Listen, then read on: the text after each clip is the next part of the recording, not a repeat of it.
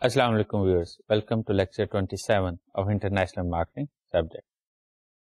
In our previous lecture, we discussed the importance of foreign direct investment, both for the recipient country, because the foreign direct investment brings in the best managerial capabilities, innovations, technology, access to markets, in addition to foreign exchange and funds into a country, which is very crucial even for industrialized countries as well as for developing countries to remain competitive in their industries on the world markets.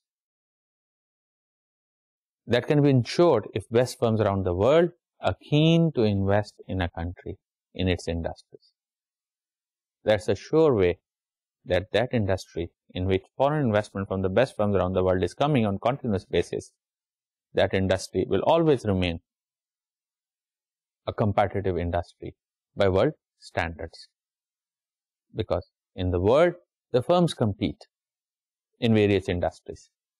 If best of the firms have located their manufacturing facilities and their operations in a country, then certainly that industry of a country or the country itself will remain very competitive in that industry by virtue of the fact that best firms around the world are operating and have invested in that industry in that country.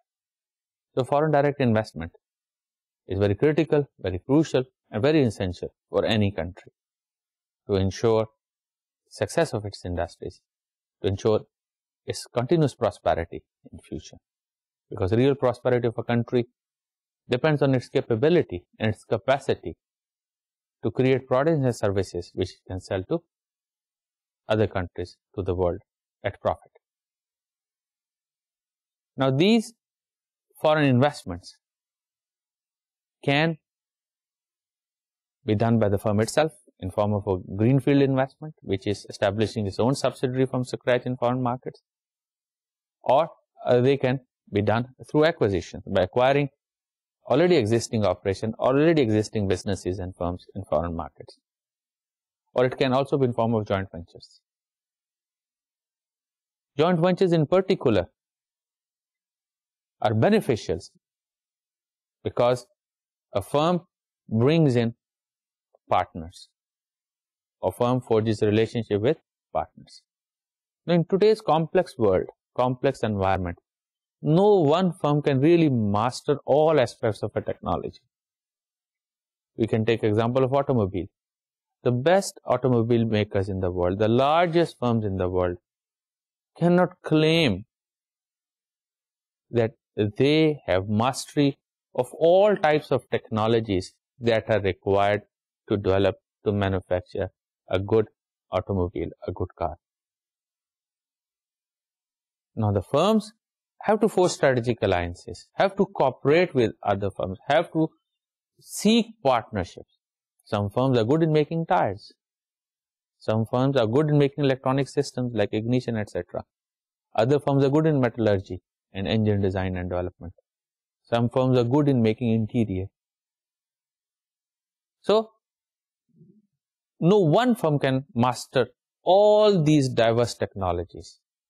Hence, no choice but to form strategic alliances.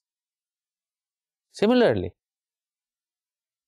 it is beneficial, rather essential for firms to engage into joint venture for foreign direct investments. If that joint venture of a foreign firm is with a local firm, then local firm can bring in local expertise, local knowledge, in addition to its own will to work and will to succeed and its own funds. Often, joint venture firms, partners bring in complementary skills, that one firm has a skill in certain area. For example, if a firm manufactures a consumer product and other firm has a distribution system, very efficient distribution system. If both of these firms come together in a joint venture, then the joint venture partners not only manufacture goods, but they are also efficient in distributing those goods. So these two can be complementary skills, needed essentially to make a product successful finally. So since No one firm can master all technologies, all areas of any product value chain, especially when there are a lot of gains in specialization at various levels in a value chain. When we say there are a lot of gains in specialization, that means if one firm really focuses on one aspect and develops the level of specialization, then it can achieve efficiency and effectiveness that no other firm can achieve if it is an integrated firm. We can take example of textile industry, our major industry in Pakistan. Now, to create a finished fabric, a whole value chain of activities are to be undertaken, from ginning to spinning to sizing to fabric weaving, and then fabric finishing and printing and exports. So it's called a value chain, that various activities have to come together to create a final product or to be able to deliver the final product to the buyers. The real success of a product is basically due to the success of a whole value chain, not just one firm in that value chain. If one firm is very efficient, for example, in this textile value chain, if a weaving firm is very efficient, very skillful, very effective, but in this value chain, if the processing firm is not efficient, not effective, then the overall product which will come out will really not be the best product. Because some firms in the value chain are successful, are efficient, are effective, but some other firms are not. Hence, overall value of the chain is not that effective. The management experts also go as far as to say the strength of the value chain is the strength of its weakest link. What is the best quality that the value chain can produce is the quality of its least quality partner. That's where I think they're very right when they say the strength of the value chain is the strength of its weakest link. There's a value, there's a chain. If you pull the chain, how strong the chain is will depend on its various links. And the strength of the chain will depend on its weakest link, because that weakest link will break and the chain will break. So in a value chain, then all firms have to deliver their best. And if the production processes are such that at every level there are gains in specialization, like in our textile value chain, if a weaver is only focusing on weaving, then develop exceptional specialization in doing that. It can weave with such efficiency and effectiveness. It can weave more complex constructions of cloth, which others cannot. Especially integrated firms, which are taking care of all in-house activities from ginning to spinning to sizing to weaving. Well, their management cannot really focus all their energies and resources and expertise on just one aspect. So that's why we see in our textile hubs like Faisalabad that they are specialist manufacturers. They are specialist sizing units. They are only do sizing because that's where gains in specialization are high. But then because of the proximity, they're linked with other players in the value chain. So sizing units are there. They're located closely with the weavers. And the weavers just concentrate on weaving, most of them. That's where they develop their expertise. And nobody really can parallel them in the level of efficiency and the cost efficiency with which they can produce and weave the cloth. If they also start to concentrate on sizing and on finishing, then their attention will be diluted, as can happen in integrated firm. So they can at best produce an average quality, average efficiency in this whole value chain. So especially in processes where there are a lot of gains in specialization, then the best value chain will be that where there are independent firms, each firm specializing in its own work, while to deliver the final product, they have to link with each other. So strategic partnerships, strategic alliances, joint ventures are the only viable option to become or to achieve the best competitiveness on world scene. because one firm complements other and then they complement another and together they form a value chain. And since gains in specialization are high, each firm, it pays off that one firm only specializes in one aspect of that value chain. So, strategic alliances, partnerships, joint ventures has emerged as an essential in many cases and a very preferred mode of entering into foreign markets. But this brings in a complexity. Unlike when firm is undertaking its investment on its own. In joint venture partnerships, it is a relationship also that one firm is joining with another firm to create that joint venture. And these relationships bring in their own sensitivities, their own advantages, of course their own issues also. Well, they may complement each other and hence bringing in complementary skills. They are specializing in different aspects of value chain, so together they create a value chain, but at the same time they are different firms also, having their own aspirations, their own profit motives, their own cultures, their own way of work, and they have to forge an alliance, a venture with another firm. So this brings in complexities, sensitivities. Sometimes such value chain, sometimes these joint ventures do not work, not because the firms are not specialists, not because the firm in their own working could not achieve best efficiency, effectiveness, but because their relationship for whatever reason went sour. They are humans, they are organizations at the end of the day. Our organizations are collectives of humans. So when humans come together, they start to work together, they start to live together, they start to interact together, differences do emerge. Sometimes people become good friends, sometimes they don't become good friends. Just like that, when organizations start to work together, sometimes they remain good friends and sometimes problems do arise. So in this mode of entering foreign markets through joint ventures, the firms have to develop additional skills and capabilities. And those additional skills and capabilities are their capability and capacity to work with others in a friendly way or to manage their joint venture partnerships effectively. Just like they manage their technologies, they manage their business processes, they need to be good in managing the relationship with their partners because they need their partners and partners need each other. Together they can survive, alone they cannot. And that requires essentially capacities and capabilities and skills to live together, to survive and prosper together. So for joint venture partnerships, it is essential that firms develop the understanding and the capability, capacity to survive. We have seen that these joint ventures also have a life cycle. In the beginning, well, joint ventures come together, they work with each other because they feel good about it. So very positive feeling, very optimistic feeling. And that optimism, that opportunities, that goodwill, bring them together. That's why the joint venture was formed. But often it is seen that after some time, that goodwill, that enthusiasm, that liking for each other just decays. And many joint ventures, after some time, become sour. And joint venture partners don't seem to be too much motivated as they used to be at the beginning of forging this relationship.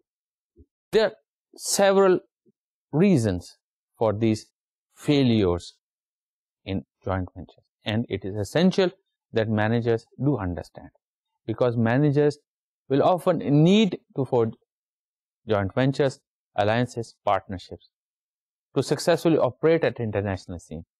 And hence, they need to understand and they need to know how to manage strong, good, positive working relationships and how to avoid anything which can cause problem into that relationship. A foremost reason for failures and problems in joint ventures is that there are differences in strategic vision which emerge over time. Two firms coming together, they have become one entity in joint venture, but still they are different firms. And firms in long run are driven by their strategic visions, but they really want to achieve in long term and how they want to achieve it. Vision is beyond immediate realities, and strategic vision is how a firm has to invest its resources, how a firm has to really work towards a strategic vision. I can give an example of a boat racing situation. When would a boat in a race succeed? When all those who are rowing in the boat are making their effort, and that effort is consistent. One, that if one rower pulls in this direction while other is doing in an opposite direction, the boat will not quickly move forward. Both have to be consistent in applying their force. They have to be consistent in applying force in the direction in which the boat has to move to win the competition. Hence, their effort must reinforce each other. That one player or one participant, when he is making an effort, he must also help other to make his effort. So, efforts must be reinforcing by coordinating their timing, by coordinating the way they spend their energy, by spending their effort in a direction in which all are spending their effort. So a boat will move strongly and fast in a direction compared to competing boat when the participants in that boat are able to align their efforts better. Their activities are reinforcing and consistent, and together their effort is optimizing. That they don't have people carrying more weight than necessary, and they are not spending their lot of energy upfront so that they get exhausted later on. So the whole effort has to be optimized in all its course. Only then they will win. That is what is required strategically of a firm also. Because in any firm, there are resources to be committed and used at various points in time. And then there are many people who are coming together with their efforts. So use of resources and effort of people. Larger the organization, more the number of people. They have to be consistent. They have to be aligned. They have to be reinforcing. And they have to be optimized in a direction so that organization is able to achieve its desired strategic vision. Now, if it happens that two joint venture partners come and they don't have a convergence on their strategic vision. One strategic vision takes organization in this direction and other strategic vision takes organization in other direction, then they will start to face problems. Because people in one organization want to optimize their effort in a certain direction, while people in other organization want to optimize their efforts in another direction. So, this divergence in strategic visions often creates problems in long run, creates frictions in long run for the joint venture partners. This has happened because of the failure of evaluating intentions and capabilities. That this is something which has to be sorted out right in the beginning. That what were the strategic visions, or what is going to be strategic vision, what are going to be motivation, intention of one firm vis-a-vis another firm, if together two want to for the joint venture partnership. This needs to be discussed properly. This needs to be understood properly. So that in future, both firms, with respect to the joint venture partners, or if there are more than two firms in the joint venture partnership, then all the participant firms understand, so as far as this joint venture is concerned, it fits well into their strategic vision. Because if it does not, then it is bound to create problems in future. In case of such agreements with distributors, a classic error is made often in choice of distributor. Because these decisions are made early.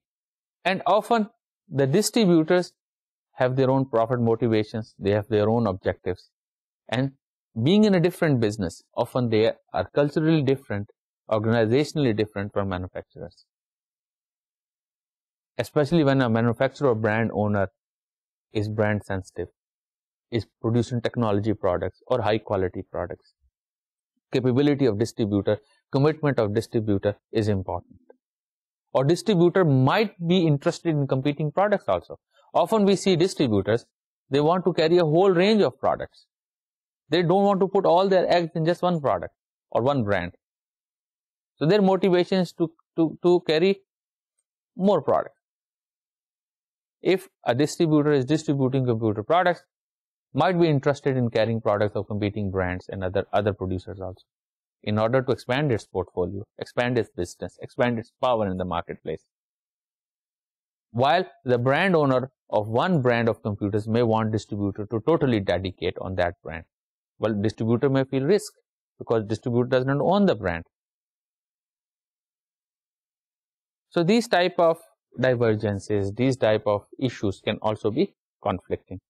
Believing without seeing has often been a case in making mistakes in choice of joint venture partners, because partnership is forged early and working together is going to follow. So marrying with an unknown partner creates its own risk, that we have to work together as joint venture partners to achieve something, and that working together has to be coordinated, has to be aligned also. And hence there is an expectation right from the beginning that the joint venture partners are going to align their activities, are going to be understanding to each other, going to be working with each other to achieve common goals. But that's an expectation and an assumption which is often not tested, often not seen. Careful firms don't want to forge joint venture partnerships straight away. They may form some loose alliances, or they start to work with potential partners for some time, so that they can know each other better, well, more thoroughly before they forge a joint venture partnership. Because joint venture partnership is a firm, is an entity that has been created and firms have invested. Now, if joint venture then does not work out, is going to be losses. So before they get involved into such relationship and commitments, it can pay that if the potential partners spend some time to work with each other on less contractual or less capital intensity assignments, so that they can learn about each other, they can know each other, and they can find whether really both are going to be compatible partners or not.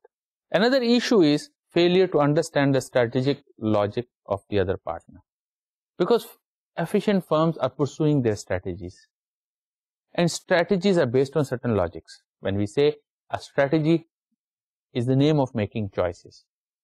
For example, if I go in a good buffet, then there are many good dishes. If I start to eat every dish, then if I eat one, I like the taste, I move to the second one, well, I like the second taste also, but then I start to miss the first taste. And if I want to taste every dish in a large buffet, well, my stomach may not help, may create problems, and I may not really even enjoy. So it's difficult to make a choice where to concentrate and what to leave. But that's what strategy is all about. Strategy is the name of making choices. The firms have to decide what course they have to follow and what course they should not follow. Well, opportunities can be seen in every direction.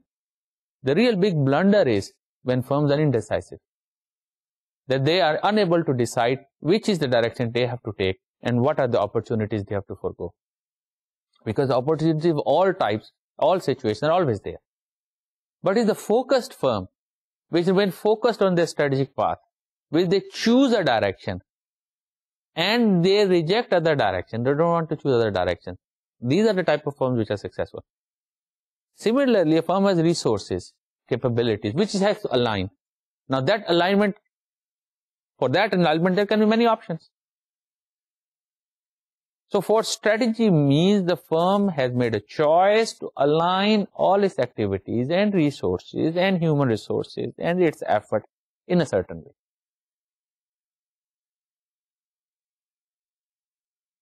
So for strategy choice, there is a logic, there is a rationale.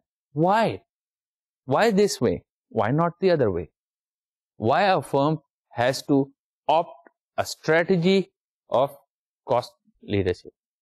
Why not being an innovative firm producing innovative products which requires investment and hence cannot be a cost leader?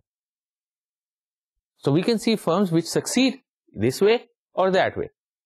But the firms which succeed are the ones who have made their choices.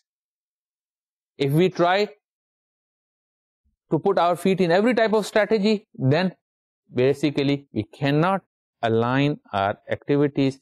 The activities cannot be reinforcing, and hence best of no strategy can be achieved. So there is a logic which drives the choice of strategy. Why a firm has to become an innovative leader in the industry, or why a firm has to focus on cost and to be able to provide reasonable quality items at best prices, is driven by a logic. And that logic essentially is where the firm feels that it has best opportunities in doing that, vis-a-vis what the firm is and its capabilities and the opportunities in the marketplace. So there are some factors which drive the choice of this strategy. Some logic drives the choice of this strategy. And it's this logic which the partners need to understand. That what is the logic that is driving the way the firm is behaving or the potential partner is behaving. So if we understand each other's logic, then we can understand each other's actions also. Or we can know each other's actions better. So knowing the logic is important. Is really important. And that's where often joint venture partners also make a mistake. That they are unable to understand their potential partners' logic for choice of strategy. Joint venture partners also fail because of haste in negotiation in the early stages. Often, when firms want to be together, they want to do it very quickly. And many important matters, they brush aside and they don't discuss, they don't settle. I think it always pays to sit down and discuss every important aspect of a relationship that is to be forged. Because the stakes are high. If a relationship does not work out, it's going to be losses for both. So it's a loss situation for all partners. So it's important that before the start, before the commitment, the potential partners sit together and negotiate and discuss every potential important aspect. And that requires patience. And often firms are not patient. They want to get on with the business very quickly. And they think that negotiations and discussions are a waste of time. And hence they forge partnership without really understanding each other, without really negotiating important aspects of those partnerships. And there can be many aspects of those partnerships which can be important or which can become important at later stages. It is essential to discuss these things early and to settle each other's role in every emerging aspect that may appear in future in the joint venture partnerships. Another factor which often plays to undermine the joint venture partnership is the lack of support from organizations. Although joint venture partnership is a separate entity, this firm 1, firm 2, together they form a joint venture partnership which is a third organization, a third entity. But then these two firms are there and it's their joint venture. And often people from these organizations go and work in those joint ventures also. And these joint venture operations have also to interact with the sponsoring organizations.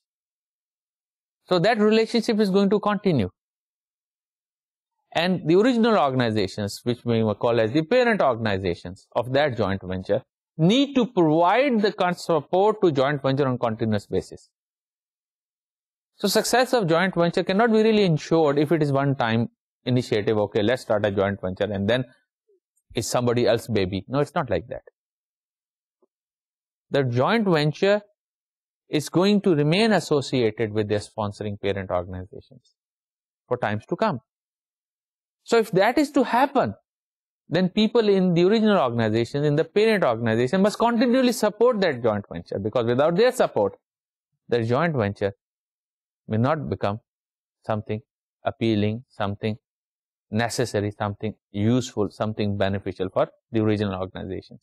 So continuous support from people within the sponsoring organization, parent organization, is essential, is needed, not just at the time of creating a joint venture, but in future also, during the life of the joint venture. Another issue which has emerged and has played part in failure of joint ventures quite often is that the staff within the organization often were technologically capable, but not capable to deal with the cultures or the politics of dealing with other organizations. As I said early in today's lecture, that joint ventures or such partnerships are different from any other form of investment. That not only that is investment, is use of technology or business processes, but it is also a relationship. So success of joint venture as much depends on the technological innovation and superiority, as much as on operations and business efficiencies, as much as it is dependent on building and maintaining good relationships. So that's where often technical managers or business managers fail. We can see good engineers, good technocrats, good professionals who are very good in their work, good in technology, good in production, good in providing service, good in their own job, good in their own assignment, good in their own technical role. But they may not be good in dealing with other people. So often when people from two different organizations come together in a joint venture, now they are dealing with people of different backgrounds. And these people may have their allegiances, their loyalties, their links to other organizations. And hence, a requirement, and even a more requirement, to know the sensitivities of such coming together of different people from different backgrounds. So success of joint venture also requires that the people who come from diverse backgrounds, they continue to like each other, they continue to remain willing to work with each other. And that's where often the mistakes are also made. Inability of technical managers to understand the sensitivities, the politics, the culture and social background and social needs of working with people from other organizations, from other backgrounds. And if that happens, that can also lead to decay of joint ventures. So for success of joint ventures then, it is important to pick the right partners. Partners who are culturally compatible, who share the same strategic vision, whose people are trained in the same way to develop the capacity to work with people from each other's organization. It's also important to establish clear objectives from the beginning. That's what we said. Negotiate, take your time, discuss every important aspect, and have all joint venture partners must have a clear idea of the objectives of the joint venture itself and its compatibility to their own objectives. That has to be achieved in the beginning. And that often is not done. In the haste of starting the business, starting the operation, this negotiation, discussion, bringing people on the same frequency is omitted or is compromised. And then when work starts, the real dealing starts, the people find that they're not compatible with each other. They don't share the same vision, or they are perhaps a different breed. So that is the sort of thing which have to be settled early in the beginning in order to avoid any problem later on. It's also important to bridge the cultural gaps. If there is one successful organization, a successful multinational international firm, forging a joint venture with another successful firm must understand that large firms are successful because they have strong and different organizational culture. That is the understanding which must be there and clear. As for a firm to need different capabilities, different skills to succeed, there can be firms in same industry making televisions or making automobiles. But firms are successful compared to other firms because they're different. The way they manufacture cars, the way they use equipment, the way they have their skills and capabilities, the way their skills and capability come together in form of platforms to create things of value are different. So these differences, which are important differences related to important aspect of product, which lead to the success of firms. So as firms need different capabilities, different skills that have to come together to create the potential in a firm to develop different aspects in a product that makes a firm successful. Why a consumer want to prefer a brand? Because that brand offers them special benefits which other brands do not offer. And that's where the success of a firm lies. So when a firm is large, it has to focus all its efforts and activities through a strategy in a certain direction to achieve that level of skill to deliver a value, that special value, better value than competition. Now, when people are working in an organization, they have to align their efforts and energies. How do people know what is the best way to work?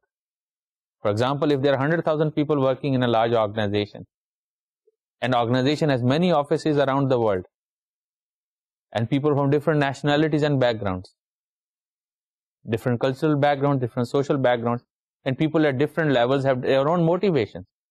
Some are there to earn more salary, some are there to have a good time, a leisure time in their organization, or for other reasons. So people are very different, and the people are in large number.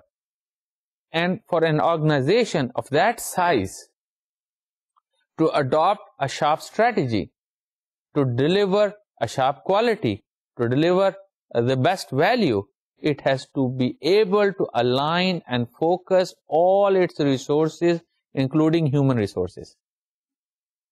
But when it comes to human resources, humans are there with their own mind, their own agencies, their own motivations, which are different from every other human that is working in that organization. Well, it's easy to align machinery. Well, we can align them through circuitry, through control, through software. But how do we align 100,000 people from different backgrounds who are working in different time zones in different countries? Difficult. That alignment is done through culture. I will not go into detailed discussion of culture, perhaps something you will discuss in other subjects. But culture is a set of norms and behaviors. So people within the organization use culture in order to define and describe and interpret various instructions, to understand their roles, and to understand what they have to do. And people use this culture to communicate with each other. And successful organizations build a strong culture through training, through education, through interaction, through other processes. It is not possible for an organization to become large, successful, international or multinational organization, or even large domestic organization, without having a mastery of technology, superior technologies, different technologies, superior processes, different processes, superior way of working and deploying resources, different way of deploying resources, and superior way of aligning people and deploying people. And that is achieved through norms and values and beliefs of the organization, the culture of the organization. So, it is imperative for our organization to have a different culture to succeed in the market, even if the industries or firms are in same industry. Two firms will have very different culture, different norms of behavior, values of people working within the organization. So when these two firms are coming together, both very successful, they were successful because they have their own unique culture. And it is imperative that people within this organization adopt that culture and not any other culture. And when they come in a joint venture, there is often a problem that they come from different cultural backgrounds, each having an allegiance and commitment towards their own culture. And hence an issue. What should be the culture of joint venture?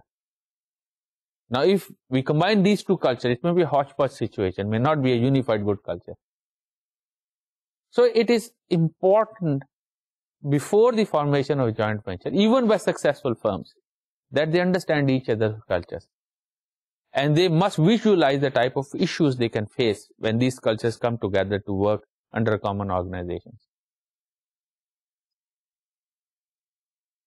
A very interesting case I saw, a very successful global computer manufacturing firm, one of the topmost, most prestigious global brand in computer industry, forged a joint venture with a South Korean firm in South Korea. And for 3 years, they just kept on arguing what should be the name of the joint venture. It was suggested that both the name of the foreign firm and local South Korean firm should come together. And they were not agreeing which should come first and which should come second.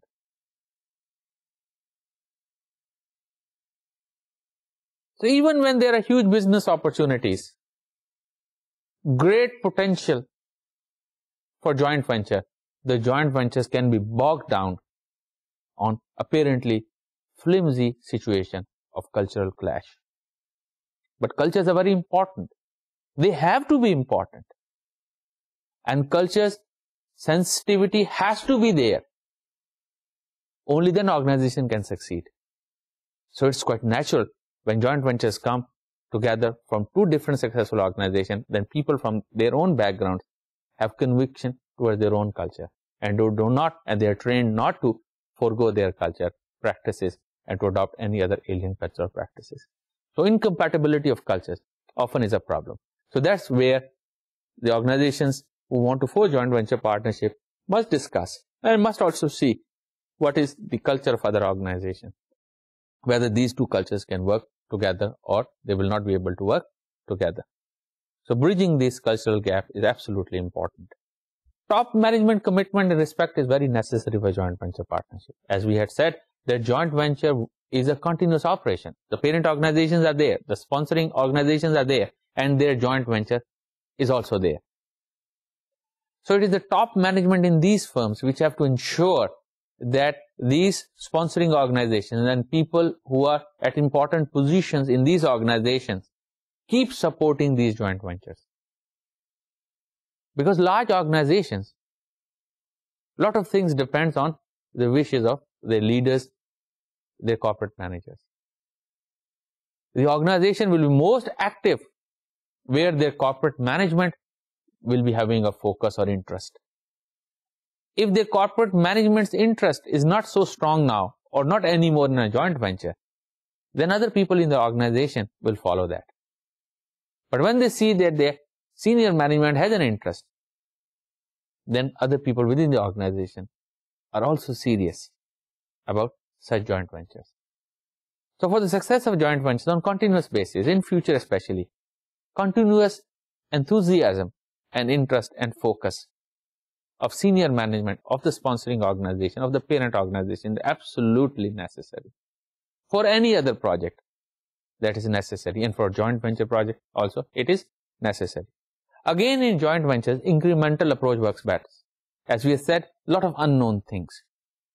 And it's also a question of relationship and compatibility of cultures and behaviors, in addition to the compatibility of technology and business practices and work methods. So there can be a lot of things unknown which can create problems. So it pays to move slow. In the process, to first learn each other, experience each other.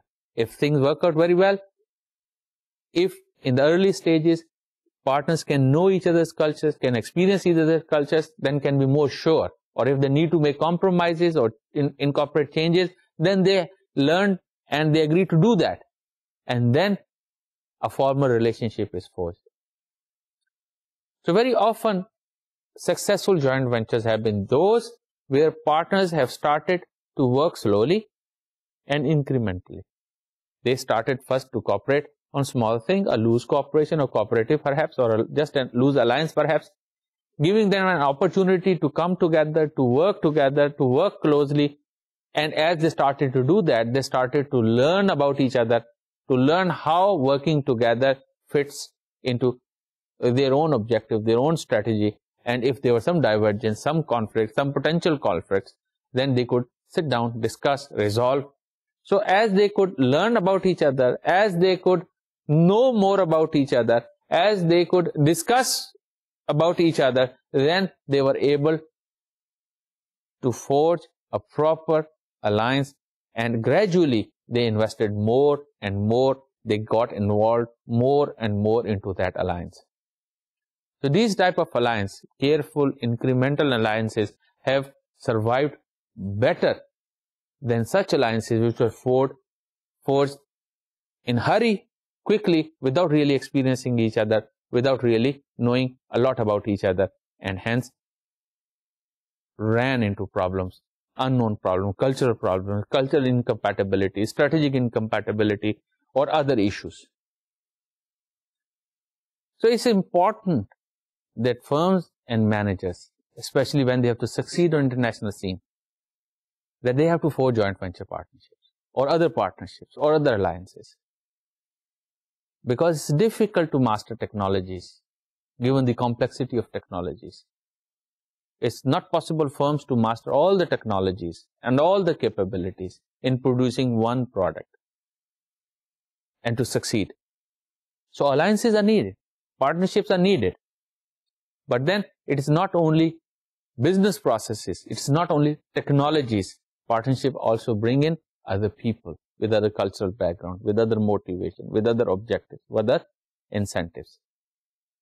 And hence, sensitivities of working with other people do come in very, very strongly here. So managers need to learn right from the beginning how to work with other partners.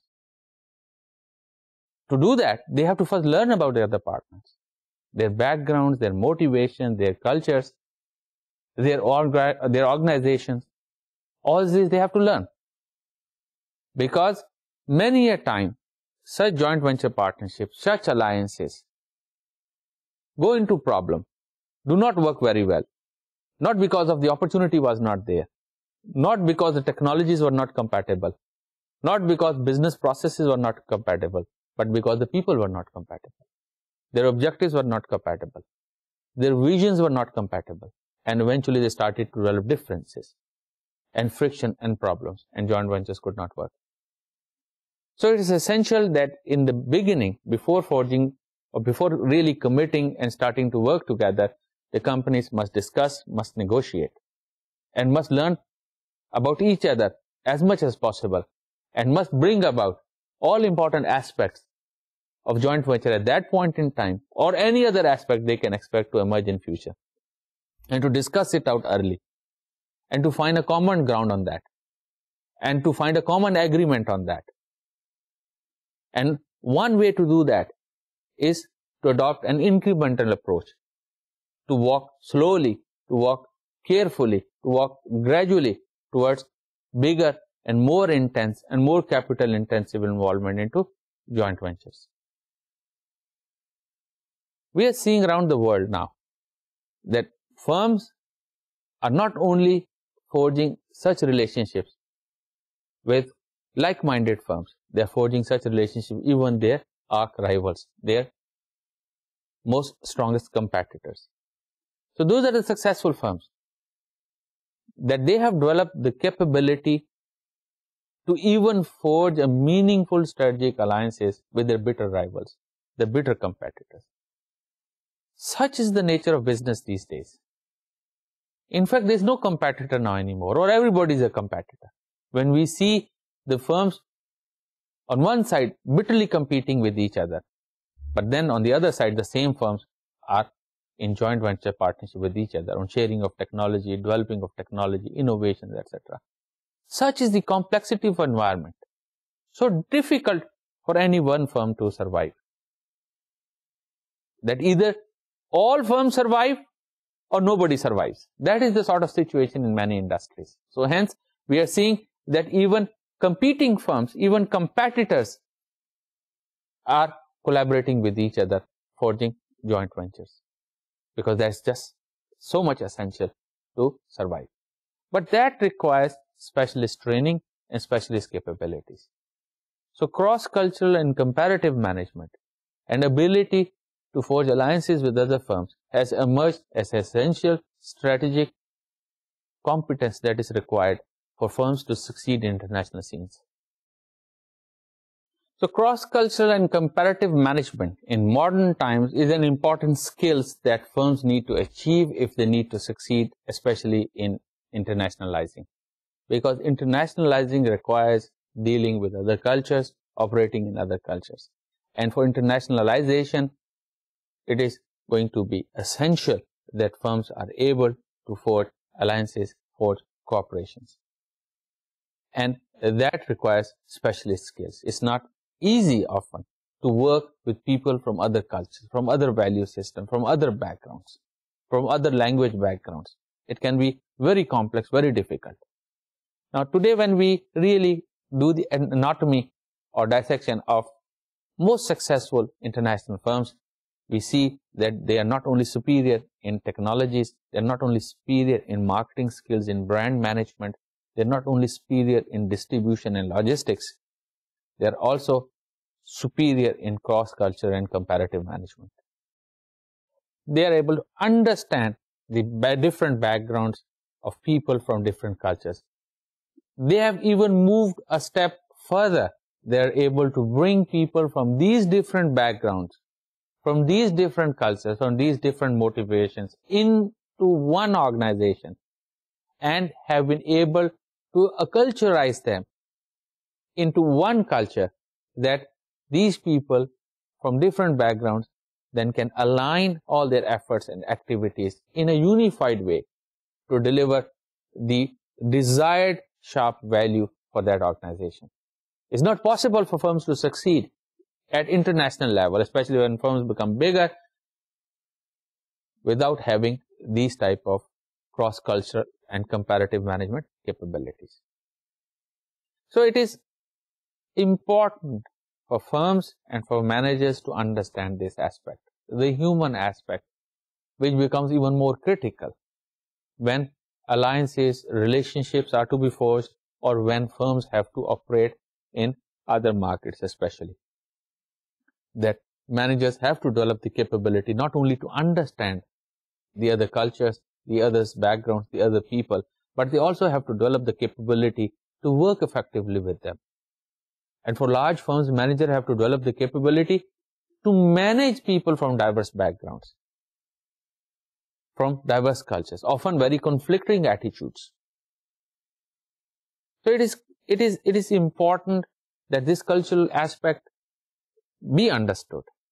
So joint venture partners or potential opportunities have to be evaluated on the basis of compatibility also. And if there is issue of compatibility because of cultural incompatibility, because of goals incongruity, or because different strategic visions, or because of any other aspect, it is just like that in one process, two different technologies have to be adopted, but those technologies are not willing to work with each other, or they cannot be compatible to each other. So if we are having a computer system, then there has to be a CPU, there has to be a monitor, and there have to be other peripheral equipments. अगर ये सारी चीजें इकट्ठी मिलके एक दूसरे के साथ मुत्तहिदा होकर काम करने के लिए तैयार नहीं होंगी, if there is technological incompatibility, then these things cannot be connected with each other, and hence a full computer cannot function. So जैसे technological compatibility चाहिए होती है पूरे equipment को efficiently काम करने के लिए, इसी तरह joint ventures में, ऐसी alliances में, या ऐसी सूरत हाल में यहाँ पर different लोगों ने इकट्ठे काम करना है, तो वो compatibility भी चाहिए होती है. अगर वो compatibility नहीं होगी तो खा individually लोग या organization जितनी भी capable हों, क्योंकि वो इकट्ठे काम करने के काबिल नहीं है, तो कामयाब नहीं होंगे. तो आज के लेक्चर में हमने जॉइंट वेंचर्स के हवाले से उन अहम पहलुओं को देखा कि जहां पे ये प्रॉब्लम्स आ सकती हैं जॉइंट वेंचर्स के लिए, और मैनेजर्स को क्या करना चाहिए कि वो ऐसी सूरत हाल को अवॉइड करें, क्योंकि ये बड़ा ज़रूरी है कि फर्म्स और मैनेजर्स अच्छे जॉइंट वेंचर बनाने और ऑपरेट करने के काबिल हों, क्योंकि इंटरनेशनल मार्केट्स में सक्सेस के लिए ये एक बहुत ज़रूरी मोड ऑफ एंट्री रह जाता है. Thank you for being with us today. अल्लाह हाफ़िज़.